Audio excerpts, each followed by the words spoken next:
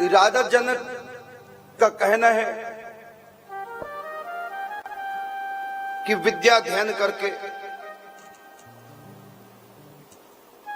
विवाह कर लेना चाहिए और धर्म पूर्वक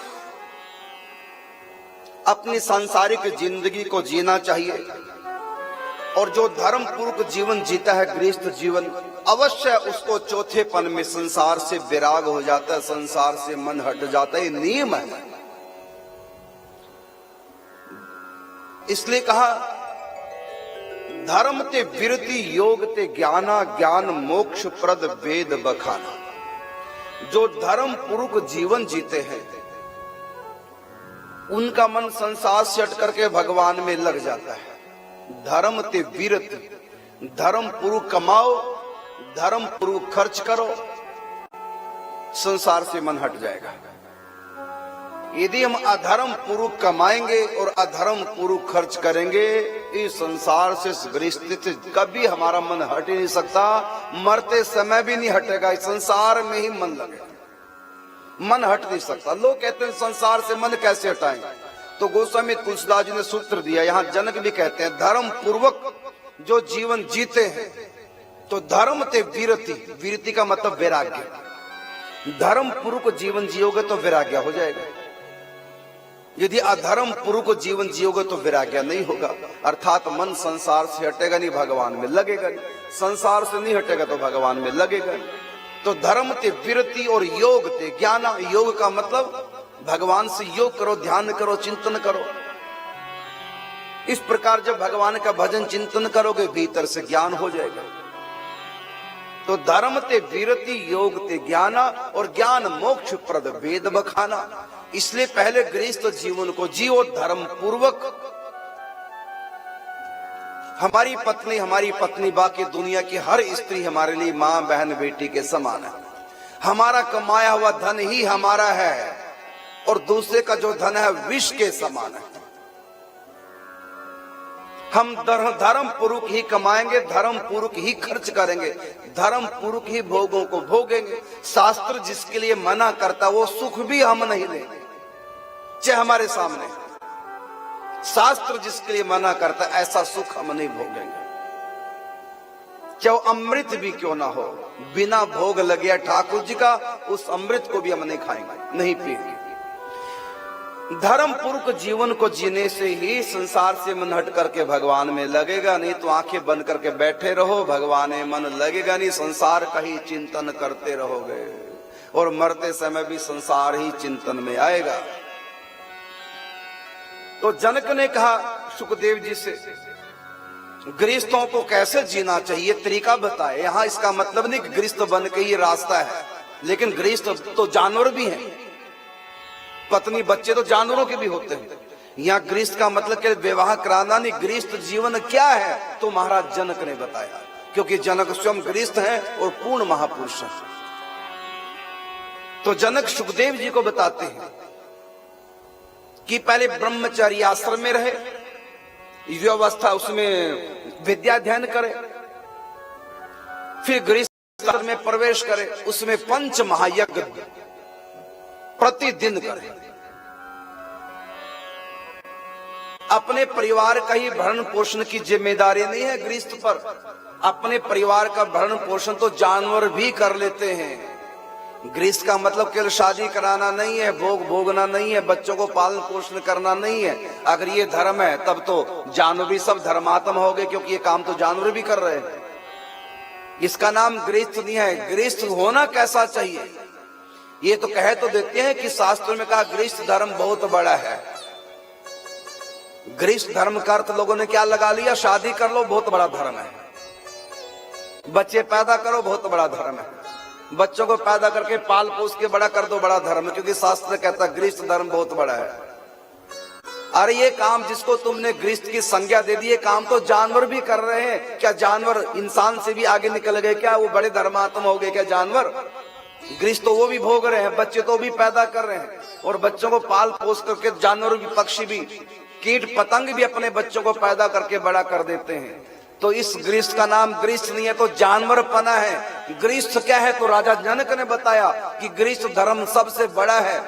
कौन सा धर्म गृहस्थ धर्म सबसे बड़ा है? तो उसमें बताया हर स्त्री मां बहन बेटी के समान के लिए अपनी पत्नी को छोड़कर एक नारी सदा ब्रह्मचारी, ये शर्त। और सुनो, गृहस्थ धर्म केवल बच्चों के लाल पालन पोषण करने के लिए नहीं, धर्म कमाना है। भोजन का संग्रह तो जानवर भी करते हैं बच्चों के लिए, चिड़िया भी कीड़ा मकोड़ा उठा करके बच्चे के मुख में दाना डाल देती है। इतने से ये गृहस्थ धर्म नहीं है। जो गृहस्थ धर्म है, जो धर्म है, इसमें शादी करना धर्म नहीं, तब तो जानवर भी धर्मात्मा हो जाएंगे। बच्चे पैदा करना भी धर्म नहीं, अगर यही धर्म है तब तो जानवर भी धर्मात्मा हो गए। वो भी बच्चे पैदा कर रहे हैं। बच्चों को पैदा करके पाल पोष के बड़ा कर देना यदि धर्म है, तो ये धर्म तो जानवर भी कर रहे हैं। क्या वो धर्मात्मा है? क्या उनको भगवान मिलेंगे? तो यहाँ गृहस्थ धर्म का मतलब शादी करा के बच्चे पैदा करके पाल पोष के बड़ा कर देना नहीं है। ये काम तो जानवर भी कर रहे हैं। गृहस्थ धर्म क्या है? इन तीनों आश्रमों की सेवा करना गृहस्थ धर्म है। ब्रह्मचारियों की भी, वानप्रस्थों की भी, सन्यासियों की भी, तीनों ही इनके घर से भोजन करेंगे। तीनों का खर्च ये उठाएंगे। ना ब्रह्मचारी को कमाना, ना वानप्रस्थी को, ना सन्यासी को। ब्रह्मचारी इसलिए होता है कि विद्या अध्ययन करे, कमाए ना, विद्या अध्ययन करे। और वानप्रस्थ किस लिए होता है? संसार से मन हटाने की कोशिश करे, पत्नी को पास रखना है लेकिन मां बहन बेटी की तरह संयम करना सीखो। उसके बाद जब पूर्ण संयम हो जाए तो पत्नी को छोड़ के संन्यास ले लो, पत्नी को बच्चों के हवाले कर दो। ये धर्म है। इस धर्म को कोई निर्वहन कर रहा है? गृहस्थ तो रावण भी है और बड़ा गृहस्थ था, 1 लाख पूत 1.25 लाख नाथ, लेकिन उन्होंने गृहस्थ धर्म का पालन नहीं किया। और जानवरों का धर्म है गृहस्थ धर्म। क्या है? तो तीनों आश्रमों की व्यवस्था करने की जिम्मेदारी गृहस्थ की है। सन्यासियों को भी भिक्षा देगा, वानप्रस्थियों को भी भिक्षा देगा। और जो विद्यार्थी है जिनको ब्रह्मचार्य आश्रम में गिना गया, वो विद्यार्थी भी गृहस्थ के घर में भोजन करेगा। तीनों की देखभाल करना गृहस्थ का धर्म है। और इतना ही नहीं, जानवरों की देखभाल करना भी गृहस्थ का धर्म है। बांट कर खाने का धर्म है गृहस्थ का। जानवर बांट के नहीं खाते, जिसके हाथ जो पड़ गया तो खाते हैं, बांट कर नहीं खाते। कुत्ते के आगे रोटी डाल के देखना, जहां 4 कुत्ते इकट्ठे हो, बीच में रोटी फेंक देना, चारों लड़ मरेंगे, मेरी है मेरी है। अकेले ही जो खा खा कर सदा गुजरान करते हैं, ये दुनिया में भरने को, पेट भरने को पशु भी पेट भरते हैं, लेकिन बांट कर जो खाते हैं ये गृहस्थ का धर्म है। क्योंकि गृहस्थ के पास वो वस्तु जो बांट कर खा सकता है। सन्यासी बांट कर नहीं, सन्यासी तो मांग कर खाता है, भिक्षा करके खाता है। विद्यार्थी भी अपने माता पिता की कमाई खाते हैं, वानप्रस्थी भी गृहस्थों की कमाई खाते हैं। मांग कर खाना इन 3 आश्रमों का धर्म है। और गृहस्थ का धर्म है दे करके खाना, ये गृहस्थ धर्म है। जानवरों की भी रक्षा करनी, जानवरों को भी बांटना, पितरों के लिए भी। सन्यासी पितरों के लिए, वानप्रस्थी पितरों के लिए कुछ नहीं करता। सन्यासी के लिए तो करना मन है, श्राद्ध भी नहीं कर सकता सन्यासी। ये पितरों की जिम्मेदारी भी गृहस्थ के ऊपर है। पशु पालन करना गृहस्थों का धर्म है।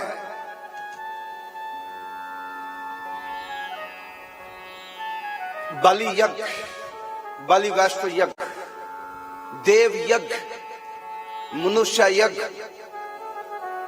ये सब यज्ञ करना गृहस्थ का ये धर्म है। और हमने क्या धर्म मान लिया? गृहस्थ सबसे ऊंचा, हम गृहस्थी हैं, हम सबसे ऊंचे हो गए। तब तो सन्यासी तुमको प्रणाम करेगा, तुम तो ऊंचे हो, सन्यासियों की भी बाप बन गए हो। जहां शास्त्रों में गृहस्थ धर्म की प्रशंसा की, तो कम से कम ये तो समझ लो कि गृहस्थी कहाँ किसको गया है। ये गृहस्थों का धर्म क्या है? वो धर्म बड़ा है, गृहस्थी बड़े नहीं है।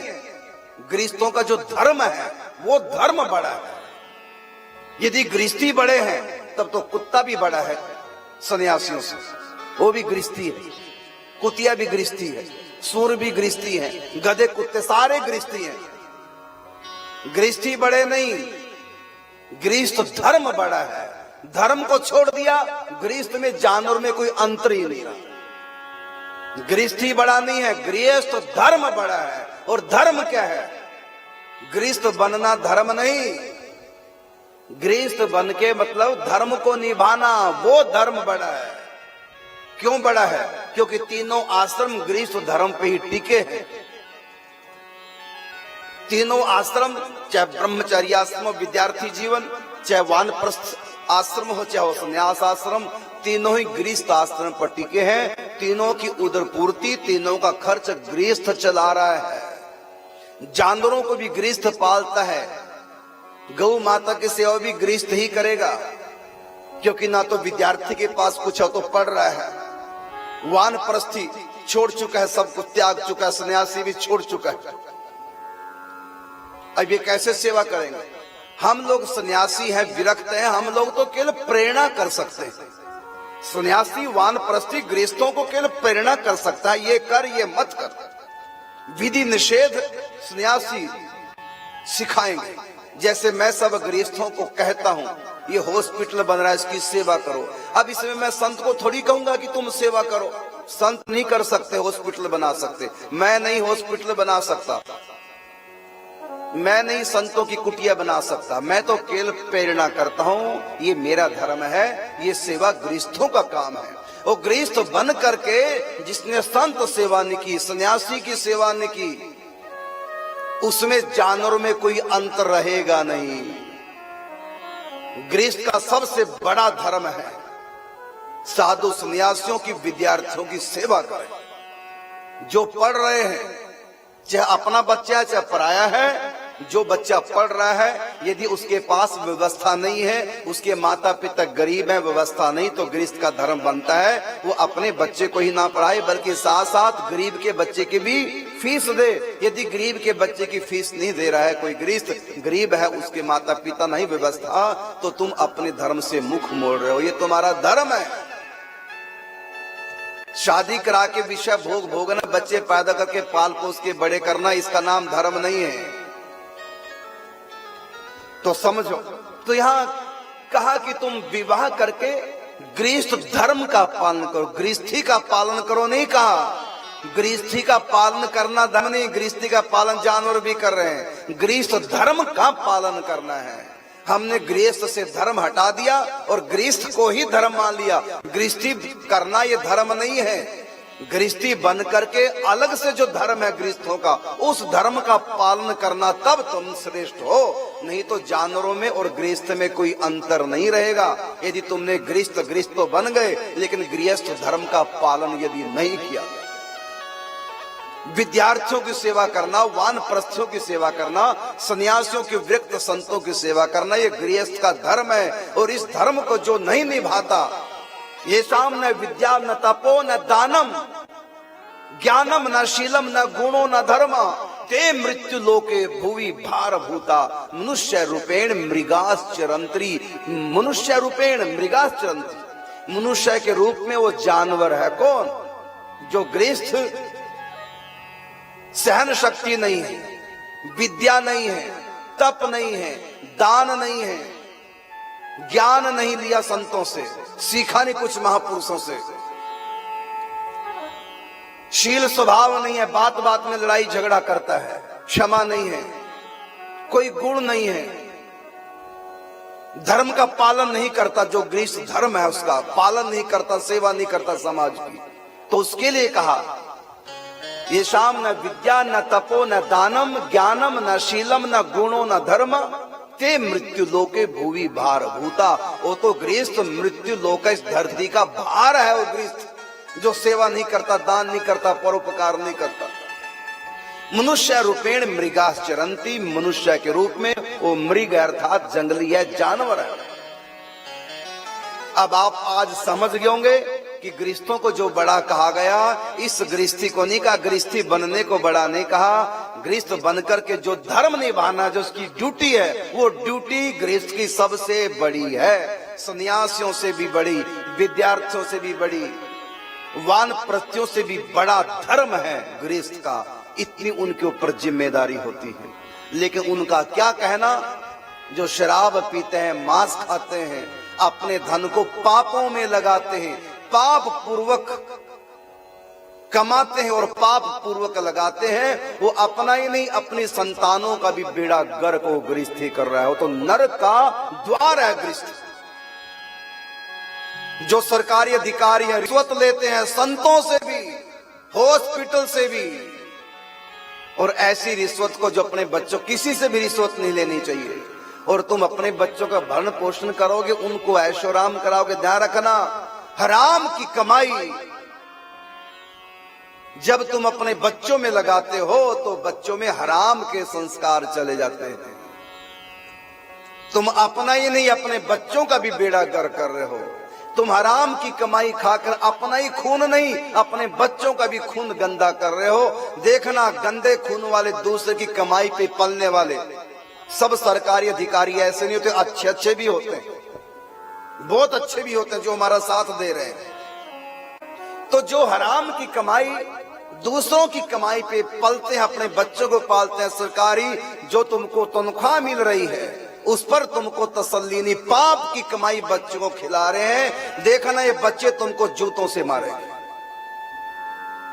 ये बच्चे तुम्हारी इज्जत नहीं करेंगे, ये बच्चे संस्कारी नहीं बन पाएंगे। खून ही गंदा कर दिया, जैसा खाओ अन्न वैसा होगा मन।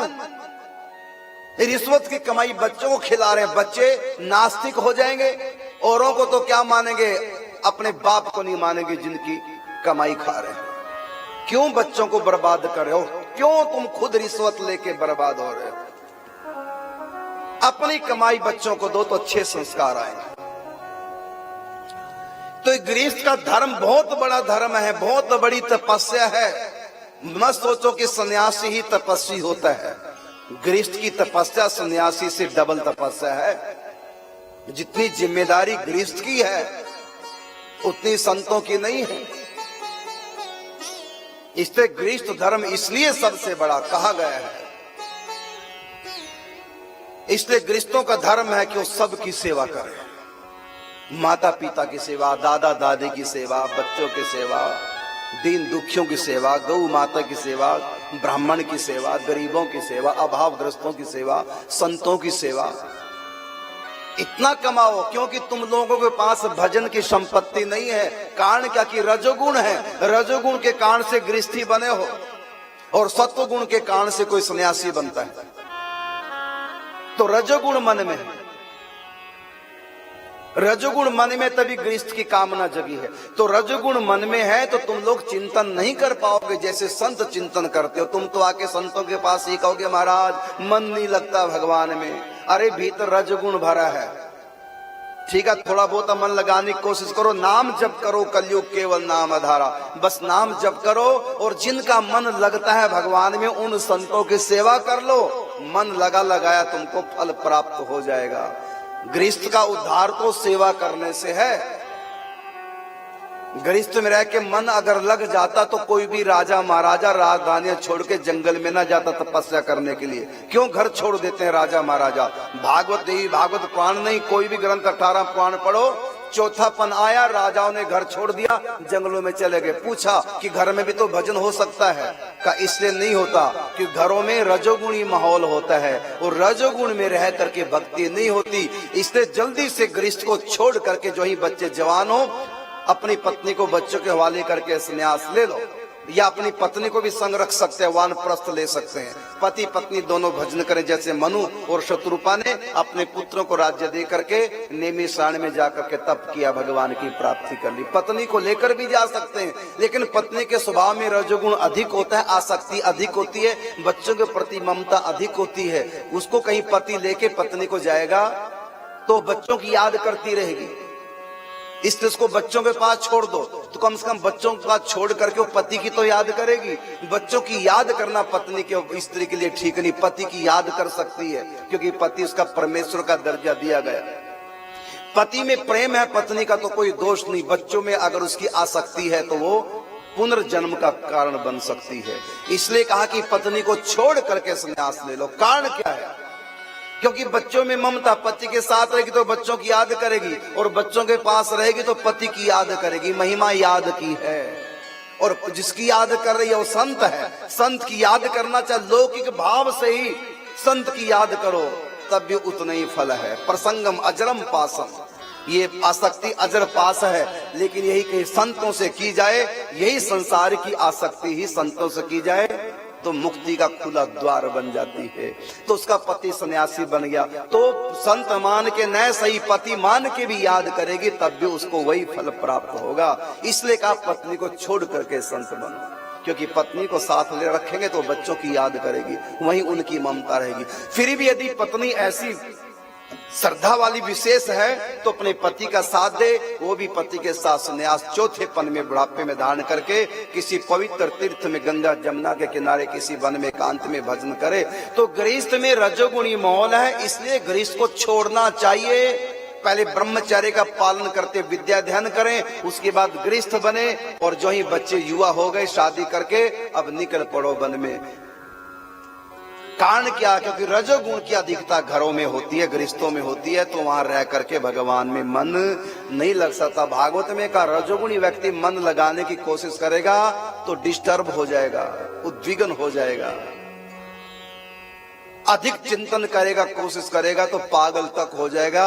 विश्वास नहीं है, आप 3-4 घंटे लगातार आंख बंद करके बैठो, उससे पहले आप अपना टेम्परेचर नापना, कितना टेम्परेचर है, और 3-4 घंटे अभ्यास करके आंख बंद करके पूरा ध्यान लगाने की कोशिश करना। 3-4 घंटे के बाद ध्यान लगाने के बाद फिर टेम्परेचर नापना, थर्मामीटर से तो बढ़ जाएगा, टेम्परेचर बढ़ जाता है यदि रजोगुणी व्यक्ति ध्यान करता है। और यदि तमोगुणी व्यक्ति ध्यान करता तो नींद आएगी इसको। तो ध्यान तो हमेशा सत्वगुणी व्यक्ति ही कर सकता, लगा सकता है। और गृहस्थ में रजोगुणी माहौल होता है, रजोगुणी अन्न होता है, तो उसके बाद जब जाएंगे वन में वहां सत्वगुणी माहौल मिलेगा, धीरे धीरे सत्वगुण का संचार होगा और रजोगुणी संसार का चिंतन बंद होके भगवान में लग जाएगा। इसलिए पहले जमाने में राजा महाराजा भी राजधानियां त्याग करके ज्येष्ठ पुत्र को सिंहासन पर बैठा के रात्रि करके एकांत में जंगलों में जाकर के भजन किया करते थे। गृहस्थ में उद्धार नहीं है, लेकिन धर्म पूर्वक अगर गृहस्थ को भोगा है तो चौथे पन में गृहस्थ से मन हट जाएगा और भगवान में जाके लग जाएगा। इसलिए सुखदेव जी से राजा जनक ने कहा तुम शादी कर लो, खट्टे मीठे अनुभव कर लो, धर्म पूर्वक जीवन को जियो। और गृहस्थ का जो धर्म है, चारों वर्णों की से तीनों वर्णों की आश्रमों की सेवा करना, बस सेवा करें और उसके बाद जो ही चौथा पन आए छोड़ के संत बन जाओ। सुखदेव जी ने इस ज्ञान को लिया। यहाँ पर सुखदेव जी जनक का काफी लंबा संवाद है, मैं ज्यादा विस्तार नहीं करूंगा, और बड़ी अच्छा संवाद है। पहले तो सुखदेव जी माने थे नहीं हम तो सन्यासी बनेंगे, हमें नहीं गृहस्थ बनना, बहुत तरह से समझाया, बहुत परस्पर वार्तालाप हुई, बल्कि कई जगह तो सुखदेव जी ने राजा जनक का अपमान जैसे भी कर दिया। क्या होता है गृहस्थ में, आप गृहस्थ के लिए कह रहे हो, कुछ नहीं, माया है, जंजाल है, नरक है, ये न जाने क्या कहा। यहाँ तक आपको क्या मिलेगा गृहस्थ से, आपको मिल गए भगवान, कुछ नहीं। गृहस्थ जब उन्होंने कहा मिलेगी, झूठ बोल रहे हो, नहीं मिल सकते, रजोगुण में रह के भगवान नहीं मिल सकते, नहीं विश्वास किया सुखदेव ने। लेकिन बाद में विश्वास कराया गया, विश्वास हुआ कि ये पूर्ण महापुरुष है जनक।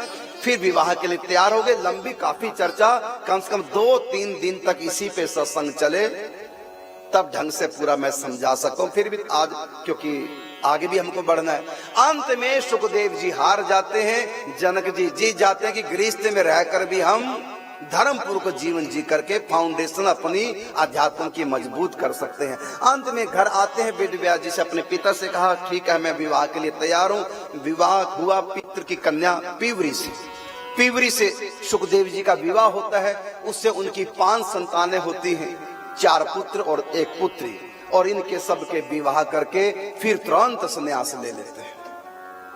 मन हट गया, धर्म पूर्वक जीवन जिया। गृहस्थ का जो धर्म है पूरा का पूरा निभाया, उसी धर्म का फल है धर्म ते वीरति योग ते ज्ञाना, ज्ञान मोक्ष प्रद वेद बखाना।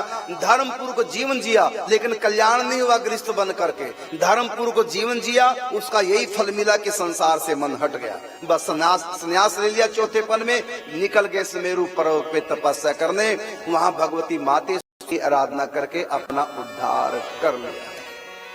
ये उस कल्प के सुखदेव जी की कथा है। इस कल्प में सुखदेव जी गर्भ सन्यासी हैं, उन्होंने विवाह नहीं कराया था। इस कल्प के सुखदेव जी, मैंने कहा ना कि पुराणों की घटना जो लिखी है ये हर कल्प में ज्यों के त्यों होती है।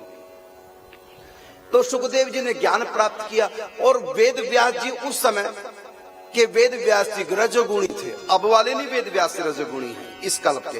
पूर्व कल्प के वेद व्यास जी रजोगुणी थे, वो संसार आसक्त थे, पुत्र के विरह में दुखी हुए।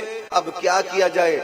तब मातेश्वरी ने सुखदेव जी से कहा कि तुमने मेरी प्राप्ति कर ली, तुम अपनी छाया अपने पिता के पास छोड़ दो, नहीं तो मर ही जाएंगे, इतने परेशान हो जाएंगे। तब सुखदेव जी अपनी छाया वेद व्यास जी के लिए, पिता के लिए छोड़ जाते हैं। तो इस प्रकार सुखदेव जी ने संन्यास लेकर अपना उद्धार कर ये सिद्ध किया कि गृहस्थ जीवन जीते हुए व्यक्ति धर्म पूर्वक जीवन जिए, उससे वैराग्य होगा, और जो ही वैराग्य होगा तो फिर संसार से मन हटाकर भगवान की भक्ति करो, तभी उद्धार होगा। इसलिए आज भी मैं समस्त गृहस्थों को कहना चाहता हूं, जो ही तुम्हारा बुढ़ापा आ जाए तो संसार से मन हटा लेना। भले वृंदावन नहीं आना मत आओ, भले घर में रहो, लेकिन आंखों पे बांधो पट्टी, मुख पे लगा लो ताला, कानों में डालो रुई और हाथ में ले लो माला। इसी का नाम है संन्यास। घर में सन्यासी बन जाओ। डिस्टर्ब मत करो बच्चों को। हानि लाभ वो जाने बड़े तुमने कर दिए, अब वो जाने बस तुमको तो भोजन करना और भजन करना। संसार से मन हटाओ, घर में रहकर ही सन्यासियों जैसा जीवन जियो, क्योंकि अब वो बन नहीं रहे। और आप इतने बीमार हैं, हर रोज आपको डॉक्टर चाहिए, हर रोज हॉस्पिटल चाहिए बीमारी में। ऐसी स्थिति में घर छोड़ना भी आपके लिए ठीक नहीं होगा। और रही बात परिवार बच्चे की, आजकल बुजुर्गों को शिकायत, हमारे बच्चे हमारा कहना नहीं मानते। अरे मारो गोली, कहना नहीं मानते, छोड़ो। अब तो तू अपना कहना मान, तू हमारा कहना मान। अपना कहना मत मनवाओ बच्चों से। बुढ़ापा आ गया, मरने की तैयारी करो, जाने की तैयारी करो। तुम हमारी बात नहीं मानते और अपनी बात बच्चों से मनवा रहे हो। छोड़ो बच्चों को, जात भजन करो, हमारी बात मानो। आंखों पे बांधो पट्टी, मुंह पे लगा लो ताला, कानों में डालो रुई, हाथ में ले लो माला। जब आपके हित की हम बात कर रहे हैं और आप हमारी बात नहीं मान रहे हैं, तो बच्चे आपकी बात कैसे मानेंगे? आखिर संस्कार तो आपके ही है बच्चों के पास। जब इतने बड़े आप हो रहे हैं, बुजुर्ग हो गए हैं, मृत्यु के किनारे आप पहुंच गए हैं, आप अपने हित की बात हमारी जो हम कह रहे हैं आप मानने को तैयार नहीं, तो आपके बच्चे आपकी बात कैसे मानेंगे? भजन करो, छोड़ो बच्चों को। बहू सास को भी चाहिए, चाबी बहू को दे दे, तेरा घर तू जाने, संभाल चाहे बर्बाद कर, हमको तो भोजन चाहिए और भजन। और ये बात सच है, जो मौन व्रत ले लेते हैं, सास ससुर माता पिता बुजुर्ग जो मौन व्रत ले लेते हैं, उनको इज्जत की रोटी मिलती है। और जो बोलते हैं बुजुर्ग, बात बात में इंटरफेयर करते हैं परिवार में बच्चों के लिए, तो उनको इज्जत की जिंदगी भी नहीं मिलती, इज्जत की रोटी नहीं मिलती। इसलिए चुप रहो, वो अच्छे बुरे ममता हटाओ, भगवान में लगाओ। इससे तो आगे भजन ही है साथी, हरि के भजन बिन अकेला रहेगा। अरे मन ये 2 दिन का मेला रहेगा, कायम ना जग का झमेला रहेगा। बस भजन करो।